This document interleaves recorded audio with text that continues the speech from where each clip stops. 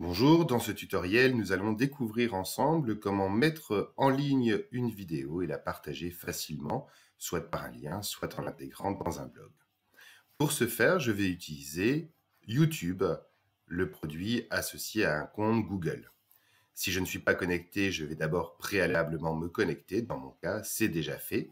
Je vais pouvoir y accéder par le petit bouton avec les 9 petits points application Google et me rendre sur YouTube.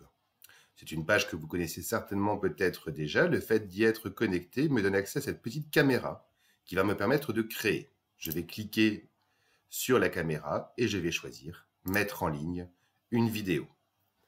J'ai la possibilité à ce moment-là d'aller chercher une vidéo sur mon ordinateur pour la charger et la mettre en ligne. Dans l'interface qui apparaît, je peux cliquer sur sélectionner les fichiers. Je peux également travailler par glisser-déposer. Dans mon dossier, je souhaite mettre en ligne cette vidéo. Je la fais glisser.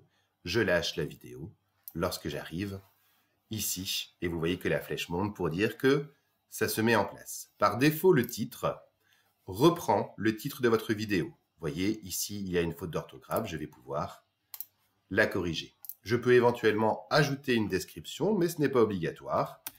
Je vais le faire ici. Découvrez le lecteur immersif dans le logiciel Word. Si vous descendez, vous allez avoir la possibilité d'utiliser des miniatures. Par défaut, YouTube choisira 3 images au sein de votre vidéo. Mais si celles-ci ne sont pas reconnaissables ou adaptées par rapport à votre contenu, vous pouvez choisir d'importer une image qui sera la vignette, c'est-à-dire l'image que l'on verra au partage de votre vidéo. Je vais, dans mon cas, importer une vignette que j'ai déjà préparée, une petite image que j'avais ici sur mon bureau. Je l'ouvre et elle vient s'insérer directement. J'ai déjà ici l'aperçu qui apparaît, ainsi que le lien de ma vidéo. Toutefois, l'opération n'est pas encore terminée. Je vais descendre et indiquer si ma vidéo est ou pas conçue pour les enfants. Il s'agit en fait de pouvoir vérifier le contenu. Ici, il s'agit d'un tutoriel, elle n'est pas spécialement conçue pour les enfants. Je vais donc répondre non. Je clique sur suivant. On me propose quelques options dont je n'ai pas besoin. Je clique à nouveau sur suivant. Vous allez arriver dans l'onglet visibilité qui va vous permettre de choisir comment vous allez partager votre vidéo. Si vous la rendez publique, toute personne qui fera une recherche sur YouTube pourra la trouver. Si elle est non répertoriée, il faudra absolument le lien.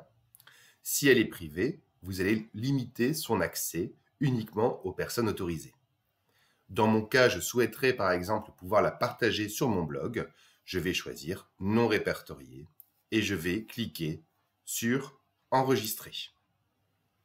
Le traitement de ma vidéo va se poursuivre pour autant que je ne ferme pas mon navigateur. Il est toujours important de rester connecté jusqu'à la fin du traitement.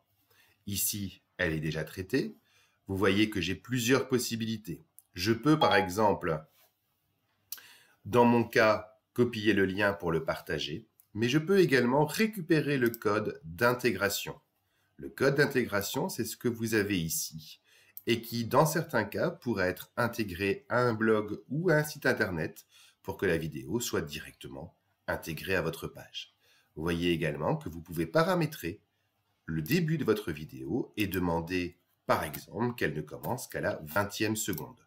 Dans ce cas, le code va se mettre à jour et vous voyez ici, start égale 20, ça veut dire que la vidéo, quand vous la partagerez, ne commencera qu'à la 20e seconde.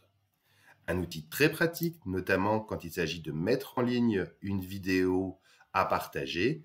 Ainsi, vous ne partagez que le lien ou l'intégration, ce qui permet de faciliter la connexion à votre vidéo.